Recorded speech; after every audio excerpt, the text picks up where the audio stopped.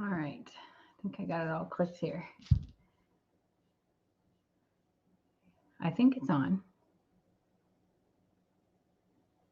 Everything looks frozen. Am I frozen? No, I can see myself move now.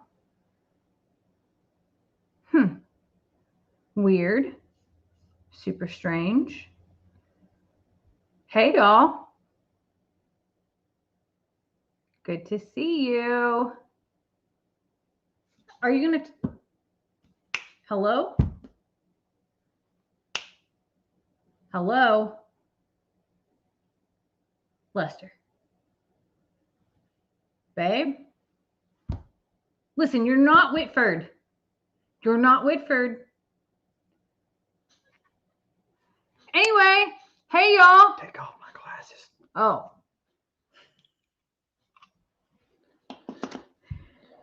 We live? We're live. We've been live. Everybody's sitting here staring. Hold on. I can't imagine that it's time yet. It's time. It's definitely time. Snap out of it, Lester. Hey, folks. Lester and Jamie here. Happy Sunday to you all. And I hope that those of you who've been following along on our Halloween skit are enjoying yourselves. Tomorrow is our grand finale. And boy, we put some time and some effort into it. And so for all of the critics out there, the 10%ers, the PPATs, just play. I'm only here for the animals, Lester. Watch the PM videos or wait till Tuesday. That's all I can tell you. Yeah, tomorrow is our Halloween finale. And it's cute because I got a phone call yesterday from a number it was not blocked. You know how they can block your number. It just said, I forgot what it said. Wireless it caller. said wireless caller. And I'm like, I might should get that. And so I answered it, and it was a fella from Louisiana. Raymond, if you're watching, how you doing? It was a pleasure talking to you. But what he said was, Lester, is this Lester? I'm like, yes, sir. Who's this? Or this is Raymond. I watch your channel from Louisiana. I'm like, hey, nice talking to you. What can I do for you, Raymond? He goes, have you listened to your videos? And I'm like, have I listened to my videos? He goes, yeah, have you listened to them? And I'm like, well, I mean, yeah, I build them and I usually watch them before I upload them. He goes, but have you listened to them? And I'm like, yes, why? He goes, I heard, me and my wife, we was watching 2 of them and we heard some little girl. There's a little girl in your videos. And I seen that on a number of comments as well. And it just goes to show that there's a lot of folks that don't know how we do it every Halloween. So we go ahead, talk. Well, okay. So even before the page and before all the videos, Lester Morrow is the king of scary stories. Man, I've been doing this with my classes for as long as I can remember. Y'all, and it ain't nothing about you're devil worshiping. No, I'm not devil worshiping. I love and I grew up hearing scary stories from my grandpa, then my dad. And so I carry on that oral tradition of storytelling. And just so happens that during the month of October, I tell scary stories. And like Jamie said, we've done it with our children long before social media. So all you've done is given us a chance to actually make our scary stories into movies. And we've had a lot of fun doing this. But if you're somebody who's like been confused, because normally Lester only videos Carl, and now he's videoing himself in some days down by the river. I don't understand. Lester's been drinking. It's these dang glasses every time. Lester must be doping up. No, we're having fun, and we're leading up to our big Halloween spooktacular, which comes tomorrow on Halloween. While we're on the subject, and I know you haven't had a chance to talk yet, you're gonna get your talk. You didn't even say, "Hey, folks." I did. I said, "Hey." I did do that. As soon as you snapped me out of my trance, I instantly said, "Hey, folks, Lester and Jamie here." I did do that, and so listen. I want to also show you. Oh my gosh, I'm almost embarrassed about this one. Because there was one particular video that I thought was a really good video, but the comments were consumed by, I'm going to guess, possibly folks who've endured a little bit of verbal abuse in your time. And the reason I say that is because as a part of our skit, it ended up triggering a lot of reaction out of you guys. And a lot of the video was lost in that because people didn't realize that we're playing a skit. And so let me play you the portion of our video that sent people into a frenzy. Y'all ready for this? This is the portion of our video that sent people, I don't want to say everybody. Somebody says, "Oh, that video." Here we go. You are not Mr. Whitmer. You are Lester Morrow. Lester Eugene Morrow. I'm doing what I've been called to do. All right, let me pause right there and tell you, first of all, you have no idea how hard this was for us to make this. We went, this was probably, you know how they have cut, cut, cut, cut. How many cuts did we have on this particular scene? About? I would say at least 20. Man. And we were giggling so hard that we couldn't do it. And Lester has a book that he's slamming down on the counter. And like, I'm laughing because I'm watching his face. So I had to look the other way. And then I wasn't yelling loud enough because we don't yell. Like, we don't yell. And it was actually, the outtakes are outstanding. I had to make her yell. She's like, "You're not Whitford. You're not." And like, "Jamie, yell at me." "You're not Whitford." I'm like, "Jamie, yell it. You're not Whitford." And I'm like, "Jamie, pretend like there's a fire. How would you scream fire?" And she says, "Fire?" I'm like, "No, scream fire." And I made her, I had to teach her how to scream. And anyway, so bottom line is I kept in our, we'll talk all about the debrief after tomorrow's finale. But this here was a part of our scenes, y'all. It was a part of our acting where Which Jamie, is terrible for the record. Our acting is absolutely atrocious. we will never win. No, we're never going to be invited to Hollywood or Broadway. No, this is about as far as our acting goes right here. But she was accusing me of finding myself hallucinating. Every time I got down by that cabin, I became Mr. Whitford. And so she told me, "You're not Mr. Whitford." So in my deep Southern voice, "I'm Whitford. I'm just doing what I've been called to do." Anyway, let's play out the rest of this video. What do you say? I was going to say what was funny is that each scene, his accent would change and he would not realize it, which made me laugh harder. He went from like Texan, Southern, to Mississippi. Then he went to Mississippi. Then he became Cajun. To Cajun, boy. And then I was like British. Yeah, I was just going to say, then British. And each time his accent would change. I'm not a Southern lady. Or I was all over the place, y'all. I couldn't yell because I was laughing too hard. So let me finish this scene and then we'll talk about our past Halloweens, okay? You are not Mr. Whitmer. You are The dog's like, Morrow. "Go sit down and watch this show." I'm doing what I've been called to do. What I've been called to There do. ain't nothing to snap out Pull of. yourself together. I know who I am, You're Lester and I know what I have to do. Here comes my watch. And I'm running out of time. I'm running out of time. Oh, Okay. what a mess, Let me Morrow. stop this and hide this one over here. Every year, we always enjoy doing a Halloween presentation, but we don't want to just do it in one video. How boring is that? So what we do is we put what they call Easter eggs. We put little Easter eggs or like little snippets into the videos leading up to the grand finale. You remember our very first Halloween? Bigfoot. So you want to talk about it? How did we start off and then where did we end up? So we started off with Bigfoot out in the pastures, except it was so far out that no one saw it. No one saw it. And so there were like probably 3 videos that led up to it that Bigfoot was right there and you never saw it. Lester's like in Bigfoot costume trudging through the wet fields in the morning in the fog and all kinds of stuff. And not a soul saw him. So we learned that wasn't going to work, but we finally made Bigfoot more obvious. And then our grand finale that year, we actually chased down Bigfoot. We had my nephew Elijah was dressed up in Bigfoot. We saw him in the woods. We chased him down. We caught him as Bigfoot. We tied him up to the side-by-side and brought him back to be our newest rescue. And that was cheesy and it was goofy, and no one was upset with us for doing that. There was no one complaining, but there were a lot of people that were convinced that there really was a Bigfoot sighting here in Plum Grove.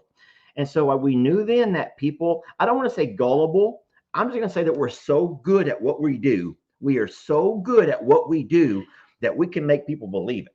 Well, I know there's a lot of people that do believe in Bigfoot, so I'm not. This isn't No. a mockery of that. We're not mocking Bigfoot. I believe there are Sasquatch, y'all. I believe that big time. But for us, like there wasn't any here, so we had to create something for Halloween. The same way that Netflix and Hollywood gets to create movies, only it's more on a like.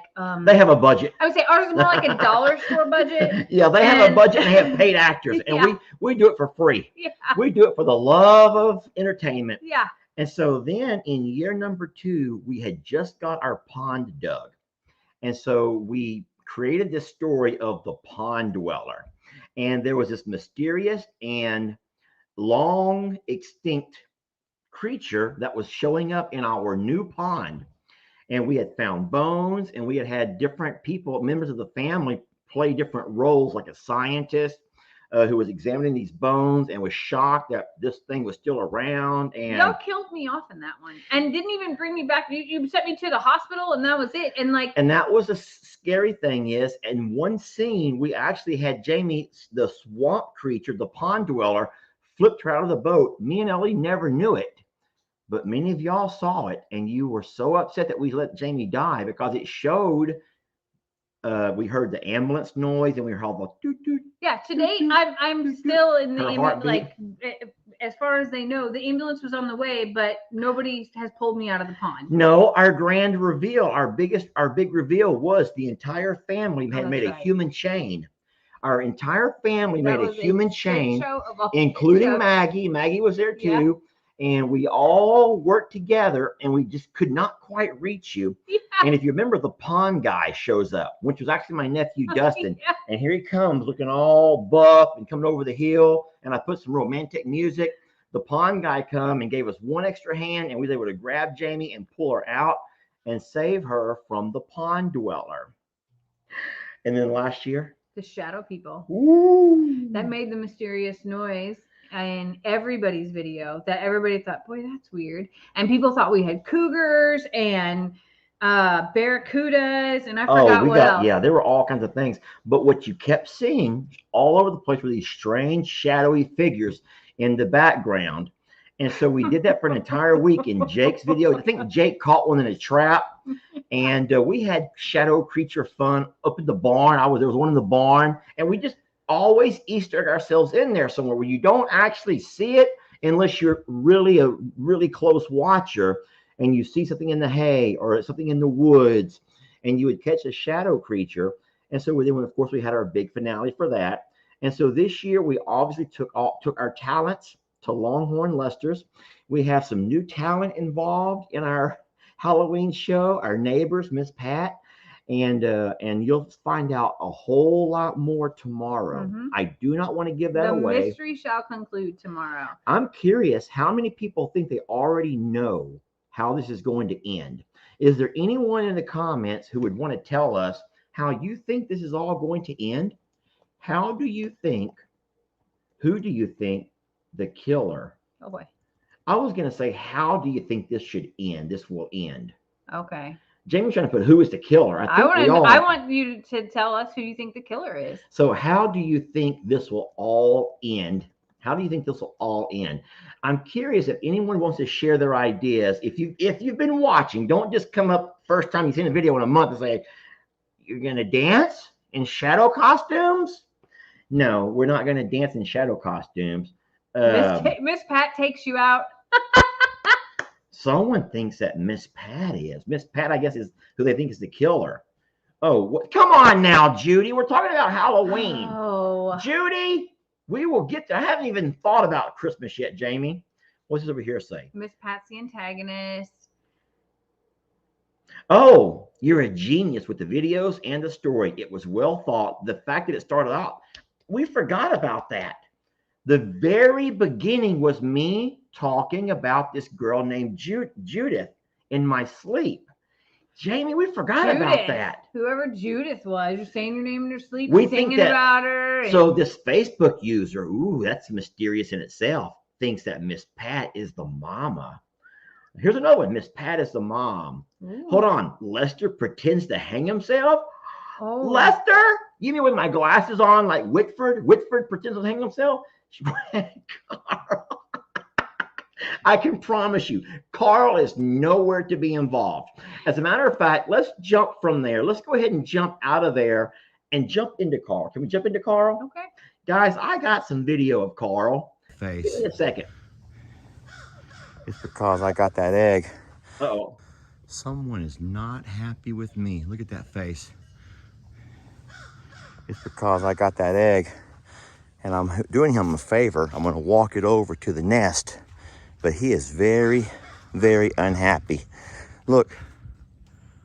I'm doing you a favor, buddy. Look at that. It's kind of neat watching these birds, watching animals in general. Hey, Here we go. You gonna be a mommy again? I don't know if we should hatch eggs or not. I just don't know. Should we go through all that again? It's so fun watching them. It's so fun watching babies. Watching Carl be a good daddy, and oh man, that was fun. What are you laughing about? The comments about some of the things that might happen.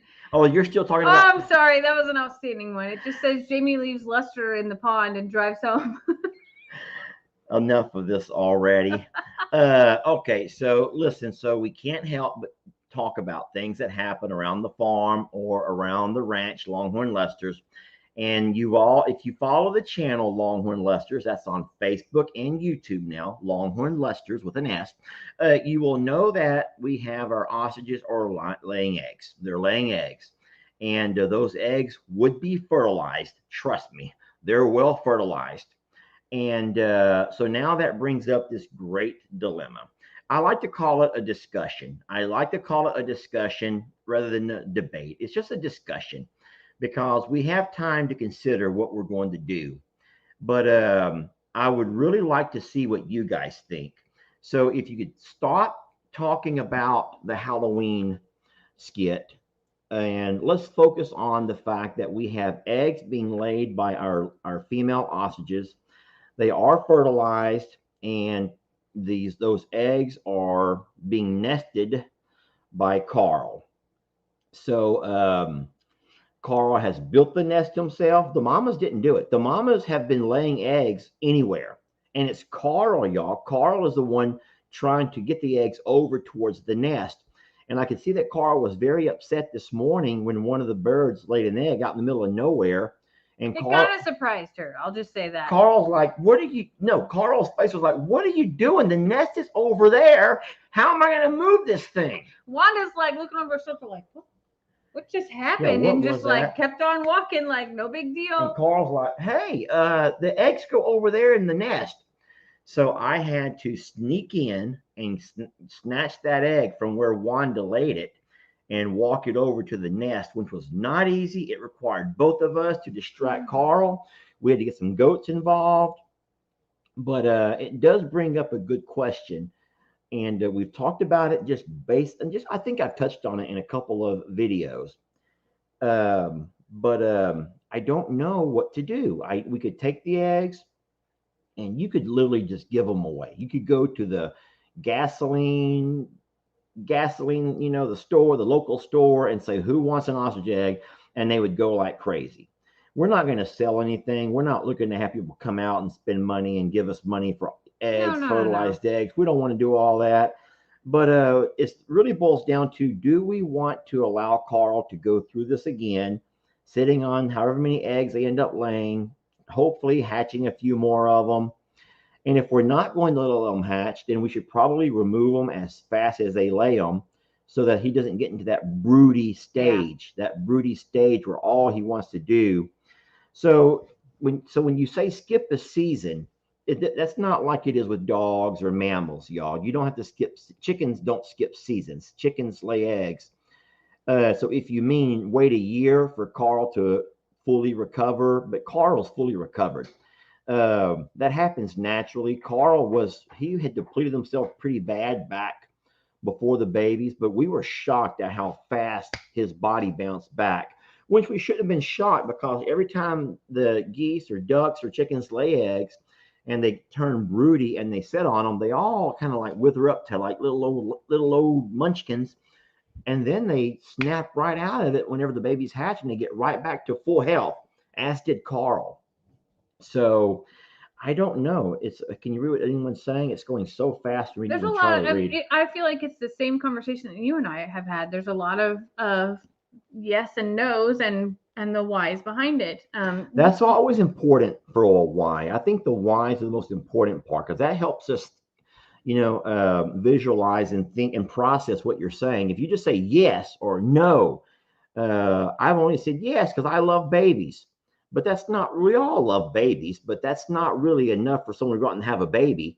You need to really talk and think about why it's best to have them or why it's best not to have them. Because as of right now, we're only a couple of days in to the nesting.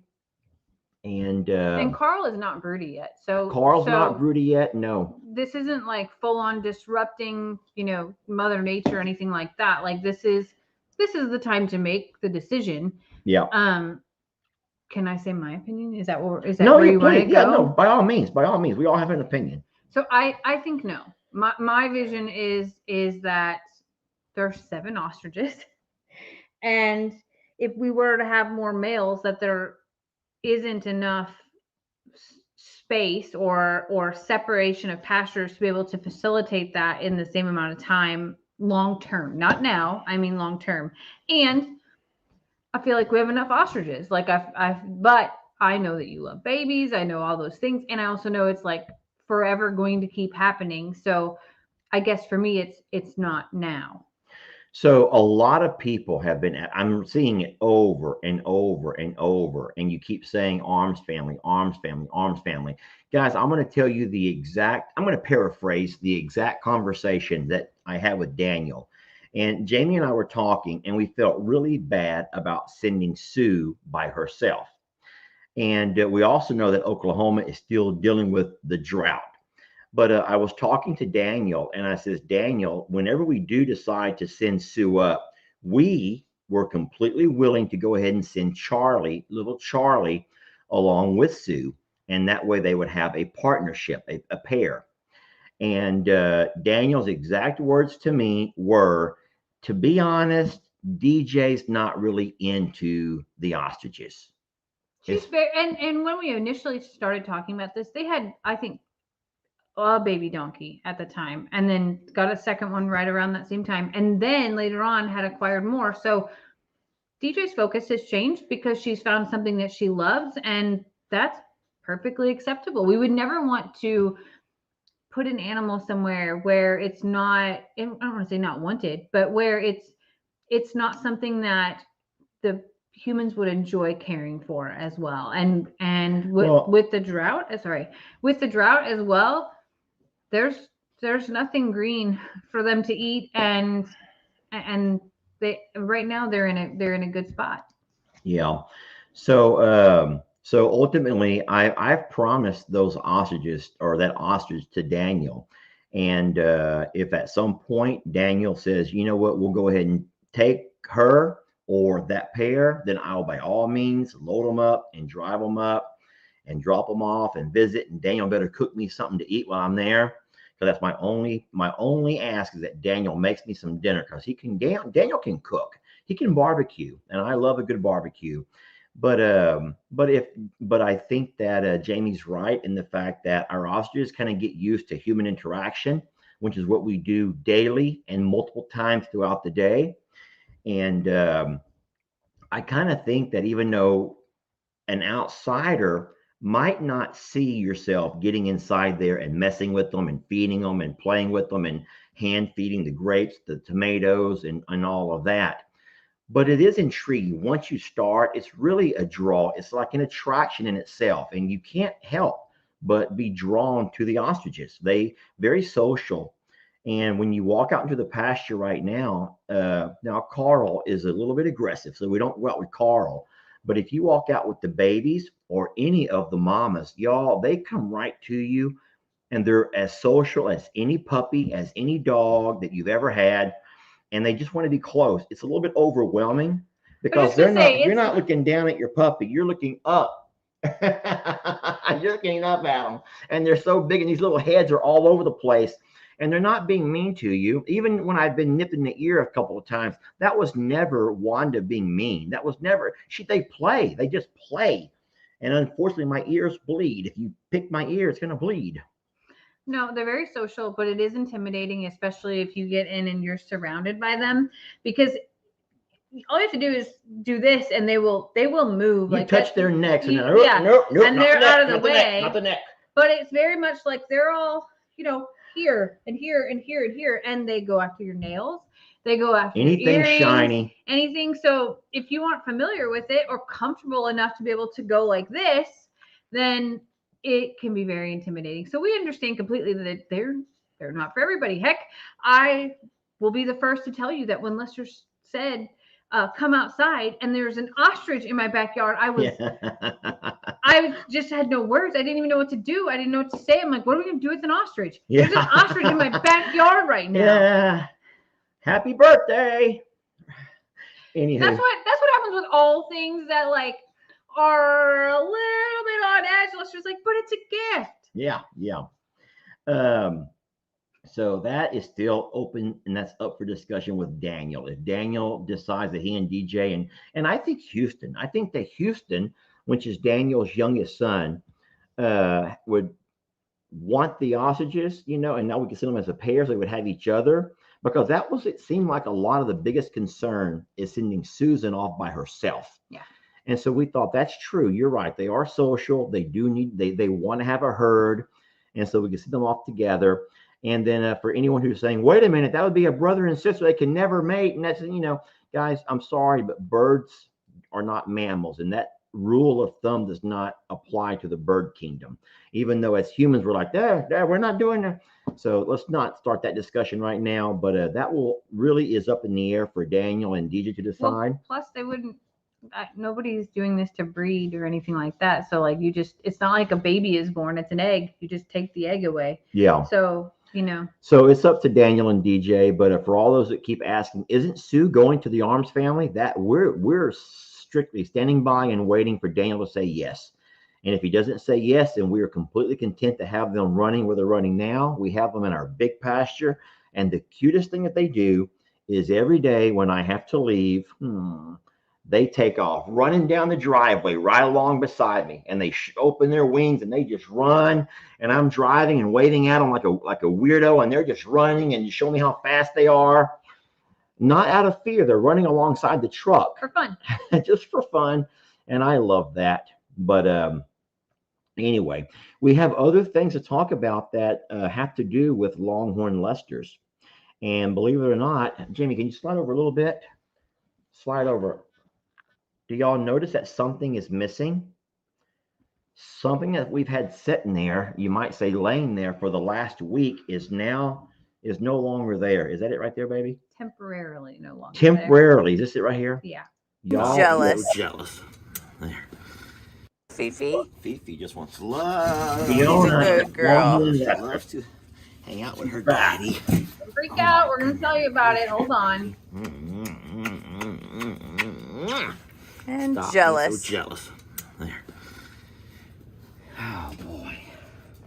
Boy, oh boy. Look how big Fifi is. She already stands a lot taller than. Hey, she stands even taller than Millie. She sure does. Millie's like, why are you wearing leggings? Yes. What's up with the leggings? Where do I get a pair?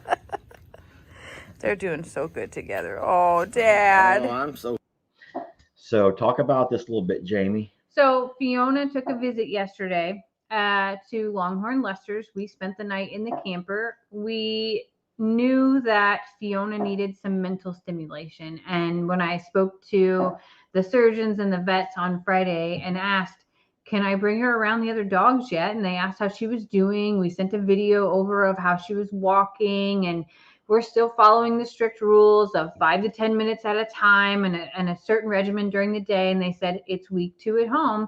You have to be the judge of how your dogs are going to react to her.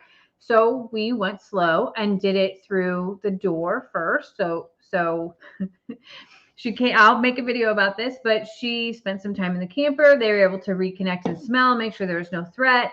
And then a very casual introduction for a few minutes and then a few more minutes. And don't worry, she's inside the camper while we're not there. We came home to do chores here, to go live, that type of thing. And Fiona is still on sedatives during the day. So she's very groggy and sleeps quite often because they want her to rest. She needs to rest. But they did not want her to spend 8 to 12 weeks without seeing her siblings, because the longer that they're apart, the more difficult it would be to get them back together. But also her mental status needs that stimulation and interaction and her friends, her herd, basically. So and I don't know exactly, but there's probably a better way to say this, but my biggest concern were the other dogs jumping on her. But we've been letting Fiona out here, and she's been the only dog here for the week. And so her trips around the yard had been every single day. She spends more and more time. And each time we go out to take a potty break, she spends more time. Her exploring is getting further and further.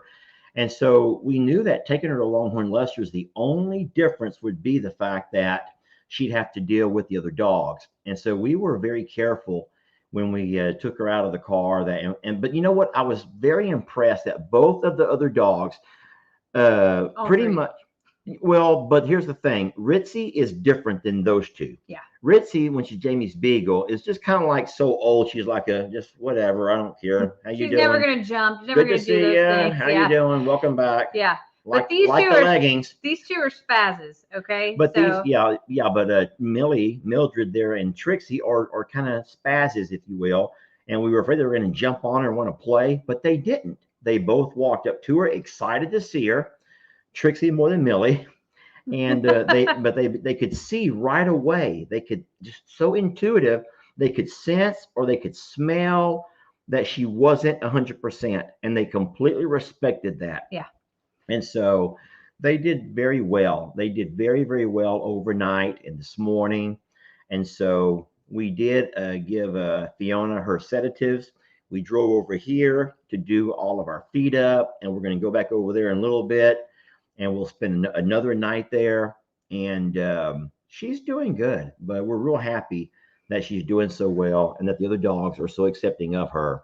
And like I said, the biggest thing that Jamie said just now is that we are very much within the limits of what we're allowed to do. We're not trying to push it. We're not trying to move things along. We're not trying to speed up the process. We know it takes time to heal, and we know we can only give her so much exercise or movement on her leg per day. And we're following, trust me, guys, I can't get anything past her. I'm following all of the doctor's orders. Promise you that. No, it was really good for her mental status, though, because she's anxious, right? So any dog that's used to being outside and having free roam and the physical capabilities to do so, that's now confined to 23 and a half hours a day.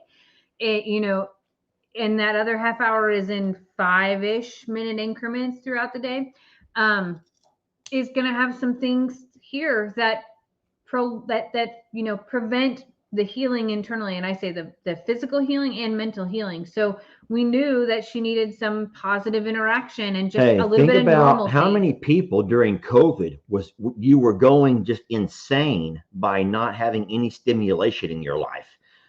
Me, I'm one of them. You are too. It was hard when the world changed and we found ourselves with no stimulation, like no stimulation. Is that the right word? I think interaction. Okay, interaction. But it's been difficult. And so we could see that Fiona was acting depressed, like she just wasn't happy just sitting here all the time, all day, all night. And it was different smells, different noises, all the things. So bringing her back to Longhorn Lester's, the very first thing that I did, and you'll see in my video, is I put the other dogs up and I let Fiona sniff around just on her own. so that she knew, like, hey, this is home. And her keep in mind, the last time she was there was when the accident happened. So there were some things to overcome with that. And then I gave her a break for a few hours, had had to switch places, and then after a while allowed them to interact through the door, and then a few minutes in person when Lester got there. And honestly, it went better than I thought it would do, and I was nervous, but it was really good. Even this morning having coffee, everybody, as you can see, wanted love instantly, but later she laid down there on the tile floor, which was cool because it was a cool morning. I think that was also very good for her. And everybody else was out doing their thing kind of around, and she was just watching them, and she was so content and at peace. It was nice to watch her sort of like take a breath, I guess. I got some real mean people on my case today. I just had to ban one of them. If Jamie's not sitting right here beside me telling y'all exactly her reasoning for doing this, and I am all of a sudden, I'm just such a guy that does whatever I want to do despite all what the vet tells me. So that will be the last we'll be hearing from you. You're welcome to watch the videos, but we're not interested in any more of those kind of comments. Somebody just said, how's Waylon adjusting? Let's talk about Waylon. We have 2 more video clips to show you. 2 more video clips to show you. This is going to open up a lot more discussion, because in this particular video with Waylon, I ask a question. And I'm trying to incite a little bit of interaction here. I'm trying to get some interaction going, but I want it to be friendly. Can we just be friendly? Here we go. Watch this. Guys, he's looking really good. So this is day number 2 with Waylon. Guys, he's looking really good. We don't want to put him with our cows yet, our other cows, Uncle Moo and whatnot. But Jamie and I are going to put him out of this stall and into the pasture with Annie. Annie, Ernie, and Indy. Because he keeps jumping up, and we're afraid he's going to get his legs hung in the railing. And we don't want little guy to hurt his legs. And that would still keep him kind of quarantined away from the other cows for a couple of days. But the good news is he ate every bite of his grains. I just now filled those. And he's back over here eating again. He also ate almost all of his flake of green hay. Jamie said he's over here eating again. I just refilled his food. He's eating again. He's a hungry boy, Dad. He drank a lot of water, and his poop looks good. I know that sounds dumb to a lot of people, but his poop looks good. As far as healthiness goes, only moms would get that. Listen. Only moms would get that. He doesn't have a runny nose. No runny nose. Looks good, and that's how you judge a kid. Anyway, he's very, yeah. So tell me how you think he looks as far as his handsomeness. I think he's beautiful and sweet, and I want to snuggle him so bad. I'm going to ask you a question. I need you to be honest. Is he as pretty as Santoro? Oh boy, here we go. Okay, this is where we have to, Jamie, this is where I'm worried about this, okay? Listen, we're asking the question, do you think that Waylon is as handsome, or I'm sorry, ladies, pretty as Santoro? So I took a little side-by-side on here. Now, listen, let's not forget that Santoro he's 2 months older. So Santoro is 6 months old. Waylon's only 4. So you got to remember that if you're looking at size or muscle development, you're looking at a little bit of an age difference here. But look at the 2 cows as far as their markings, as far as whatever else you can judge them by. And I'm really curious if it was a beauty contest, or if you were an FFA judge, which of these 2 bulls do you think looks the more attractive? And you can evaluate it in different ways. So I love his different markings. I love his 3 dots on his forehead. That looks like he has like a bear claw. A bear claw. I was asking yesterday about could anyone see anything in his patterns. And I love his leg patterns, especially his back legs and where his hips are. Well, look at this. He's going to say hi to the camera. He's saying hi to everybody. He's like, hey, folks, I am Waylon. He does have a J on his butt back here, upside down. A J? Yeah. So maybe I love him more than Santoro. Am I messing with you? He wants to eat, and I'm over here videoing. Like, I don't know what you're doing. All right, I'll leave you alone. Mr. Hank, this is not about you right now. All right, so we're going back So, to that. Right, let me look find at that that. little clip where I have the side by side. As Santoro. I was asking yesterday about could anyone see Okay. anything in his. All right, so what are y'all thinking? So I'm curious of what your thoughts are. You guys do know that Santoro will be going over and becoming a member of Jake, my nephew Jake's herd. We've given Santoro to Jake to be a part of his herd.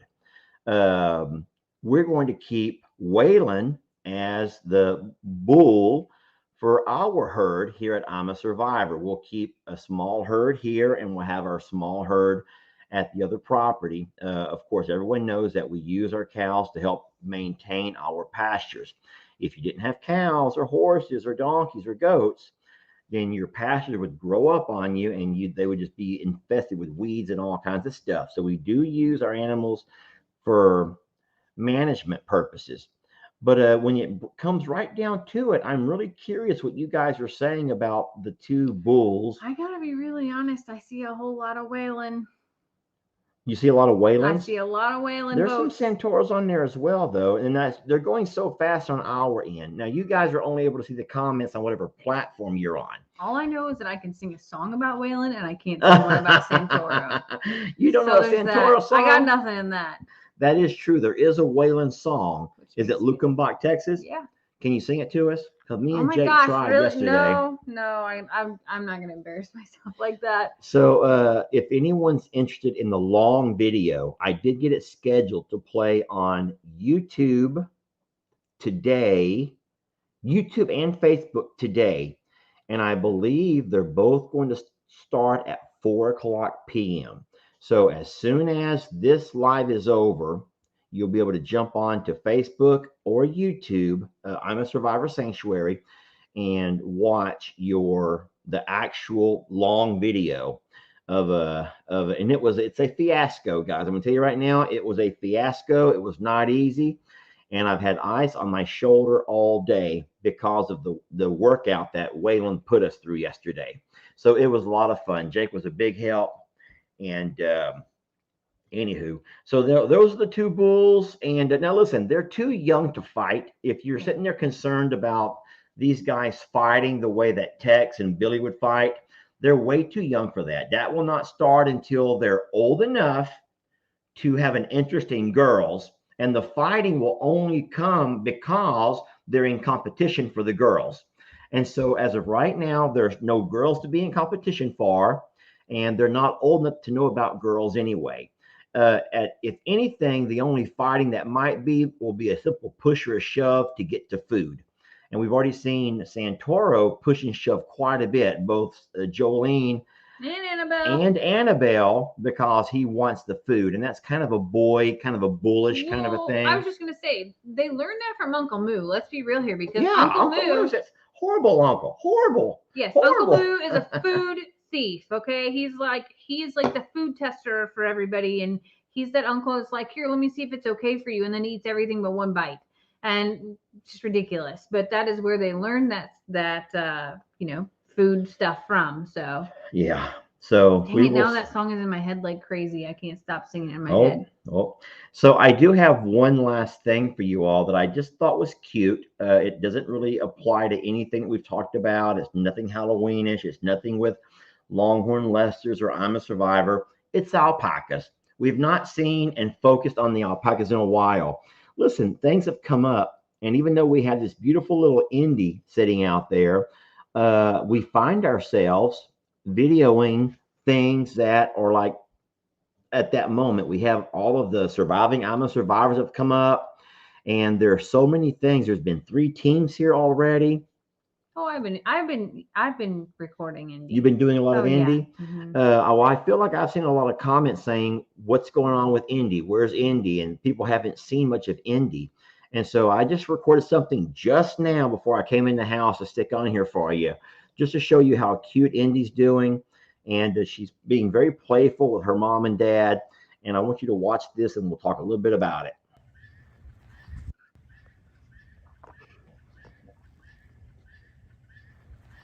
Move, Ernie.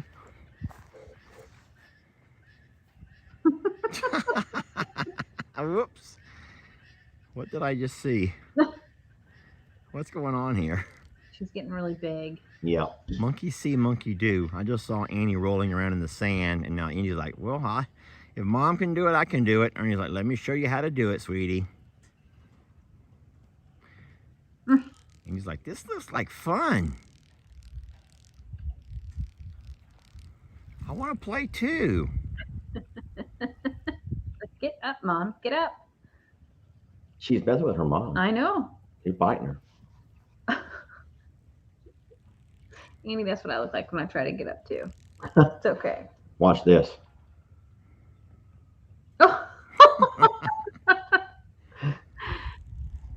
She's very playful. Watch Annie. Uh-oh. Annie's mad.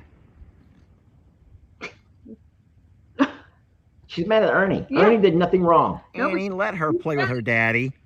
She's like, don't tolerate She that. spits all over him. Ernie's done nothing wrong, but he gets spit in the face twice. She does not want Ernie to spend any time with his daughter whatsoever. Annie, Ernie. be sweet. She has a piece of hay in her dang mouth too. Yep, she's funny. Oh, Boy. Annie. She looks Talk like about a helicopter mom. That is what they call a helicopter mom right there. Yeah, that's a helicopter mom. for Sorry, sure. Ernie. And he's like, what do I even do? I just was sitting there. So it's been a eventful week. We've had a lot going on with our Halloween fun, and just there's a lot going on at both properties. We've been babysitting one dog, which means that we've had to divide and conquer quite a bit, having to make sure we get everything taken care of. We're blessed to have both Jake and Ellie help out a lot. We have Brienne fill in on occasion when we need help. Even Ben was here and Ben. dog sat. Even Ben, yeah, I always forget Ben, but yeah, Ben does so much more than what people realize for us.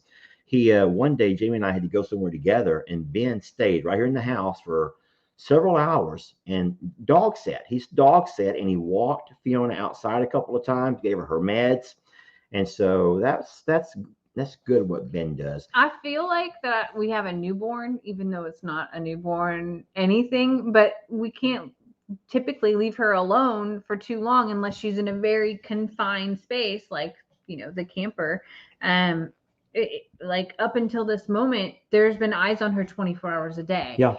So this is also our first outing without direct oversight. And we're 2 hours in, and I'm like, we gotta go back. Like, I can't wait. Yeah, but we doped her up, so we know that when we give her meds, and one of those meds is It's a sedative. a sedative, and so she is just nothing She's but out. looking. Hey. I also put a blink camera on her, so I've been stalking her like a good mom does on a baby monitor and just watching her sleep, and she hasn't moved. So Someone's asking about Team 3, so we have not played that yet. That plays next Sunday. We announced that it would play on November the 6th, would be the day that we announced Team 3 and what they did. However, they have come and gone.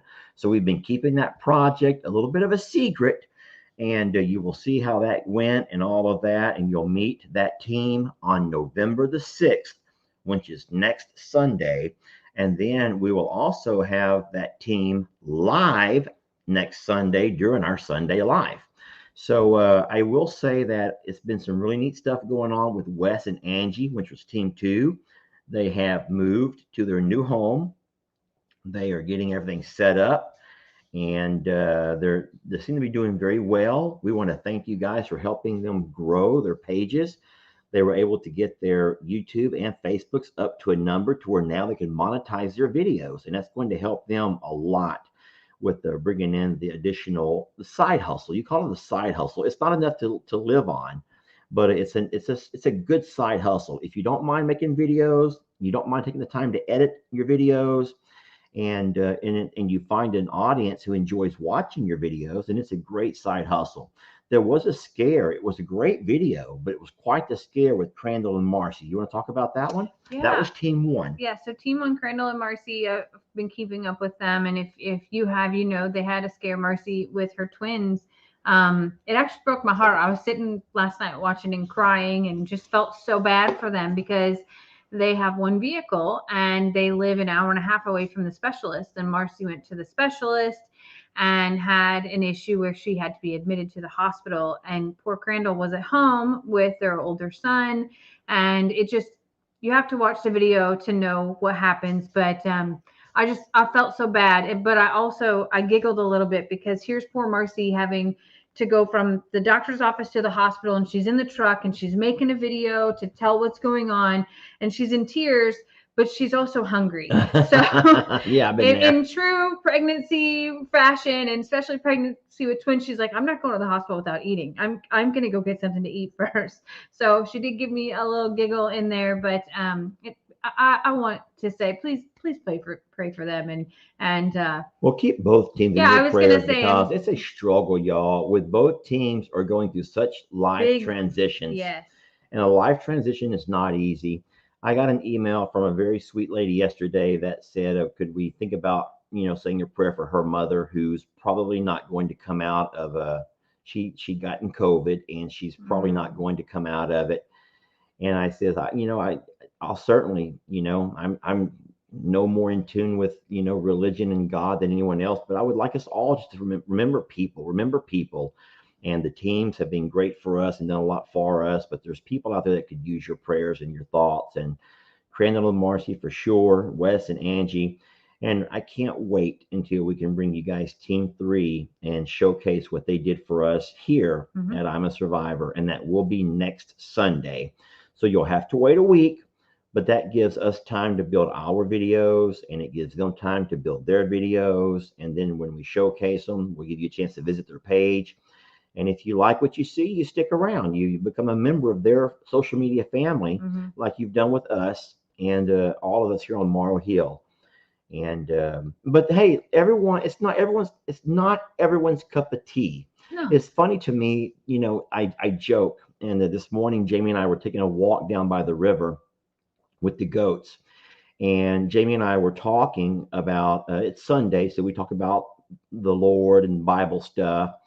And I was telling Jamie a scripture that I had talked to Ellie about yesterday, and this one particular part of the scripture says, "I preparest a table for thee in the presence of thine enemies."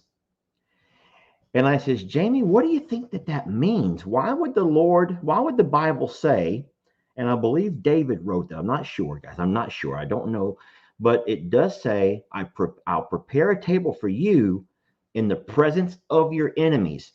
And I'm like, because why would I want to sit around and have my enemies watching me eat? If the Lord's going to prepare me a table, why do it in front of my enemies? And so what I got out of that is, because if you have people that don't like you and you have these enemies, by seeing that you have a table set and they can only sit and watch, is like heaping coals on their head.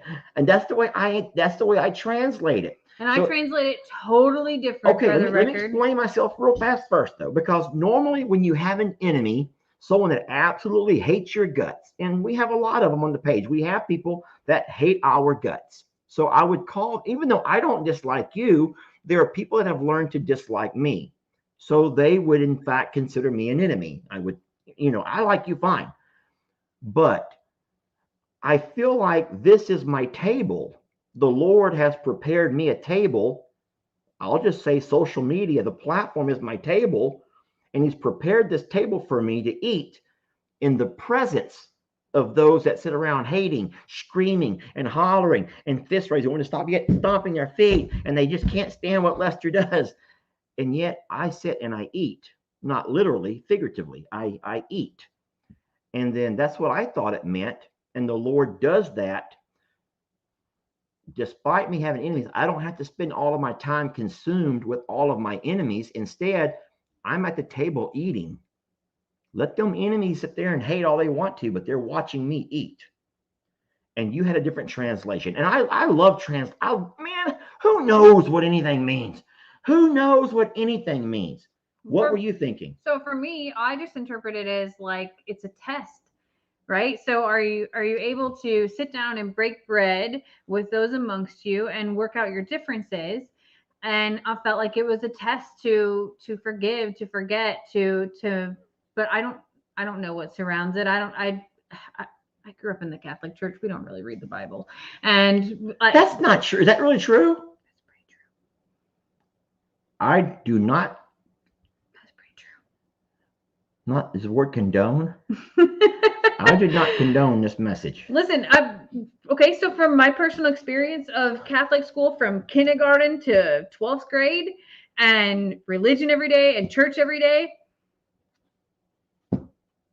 that's my experience. It's like reinterpreted into whole different things, and we don't look. Me too. I agree, I know. Jamie. I agree. No, everyone's going to always agree with you, Jamie. That's not true. Oh no, they are. They're going to always agree with you. That's why I just put on these glasses and I just zone out and I'll just go back to somewhere where I'm wanted. I'll just go back to where I'm.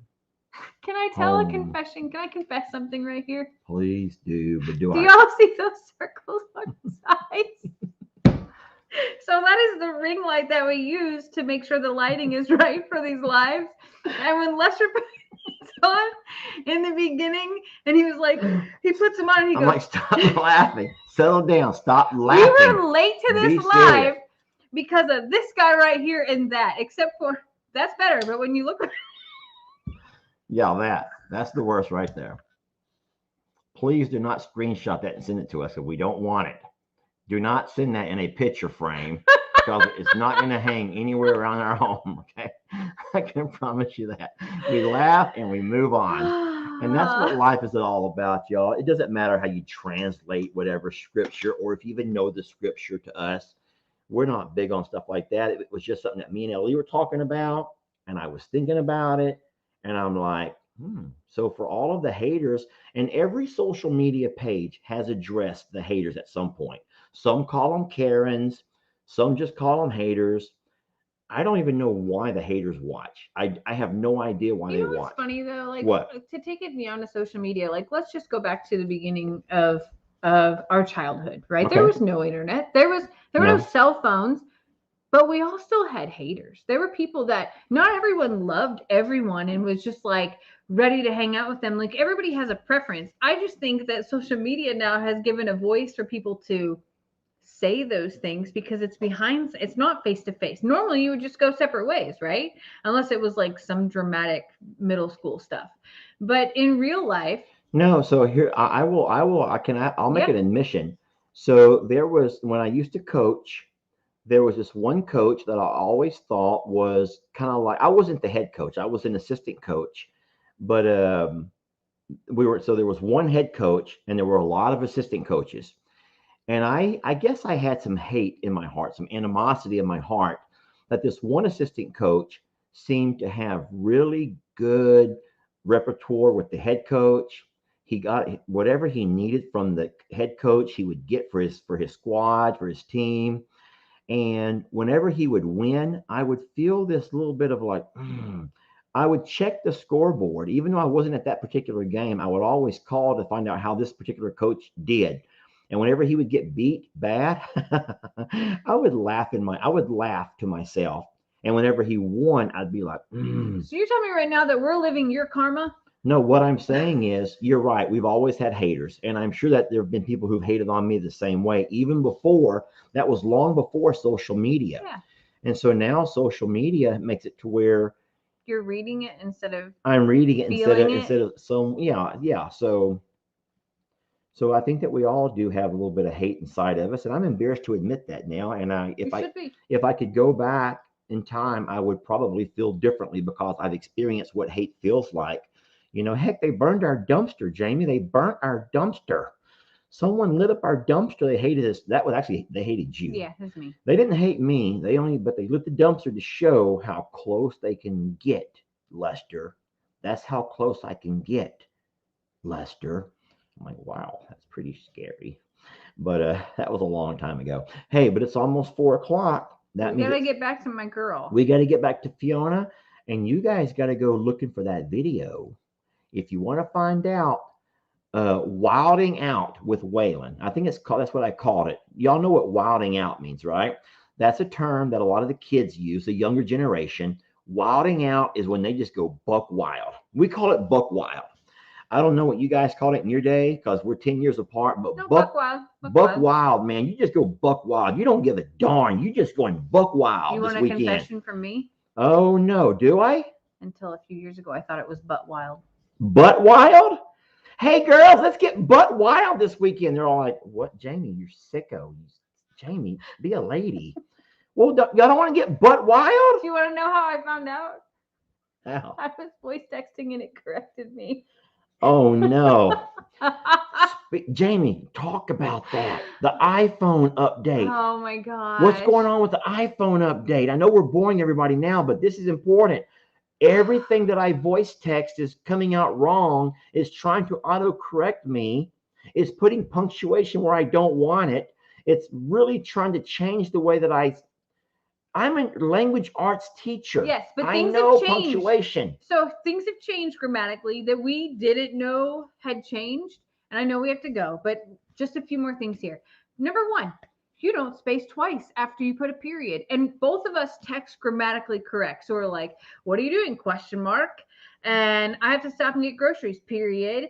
And all of a sudden, it doesn't space twice. It doesn't do that like it normally did. And even when I'm typing emails, it'll do something to correct me. I'm like, no, that's not right. Like the comma after the second thing before the and. So if I say, do you want pork and beans? It puts a comma. no, do you want bread, comma, pork, comma, and beans? I mean, it's not pork and beans, it's pork and beans. It's just, it's trying to change everything that we say. And I know what I want to say, and I'm not able to read what people are saying to me. And it's not just us, because I belong to a couple of group texts. And in those group texts, people are all like, everyone's confused. Like, what in the world? Because we're all voice texting, or it's auto correcting for us. And if you don't actually proofread it, then you're all like, you sending all kinds of gibberish to people.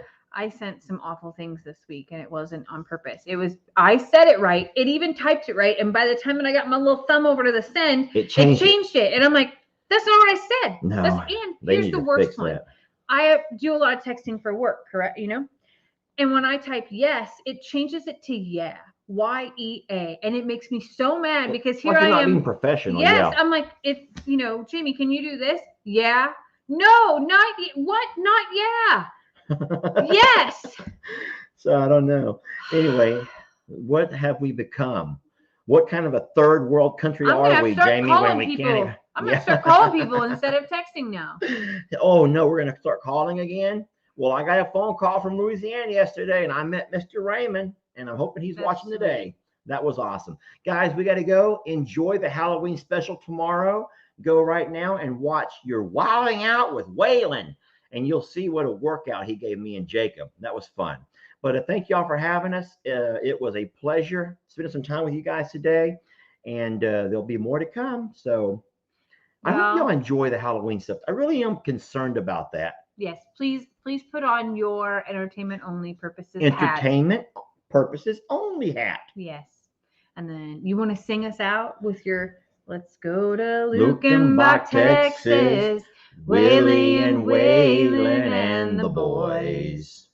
The successful life we're living's got us eating like the hat. Feuding like the Hatfield and McCoys. Feuding. We're feuding, not feeling. Feuding. Between them, Hank Williams Payne songs and Newberry's train songs and Blue Eyes crying in the rain. The end now. I don't know the words. Go to Lukenbach, Texas. Ain't nobody feeling no pain.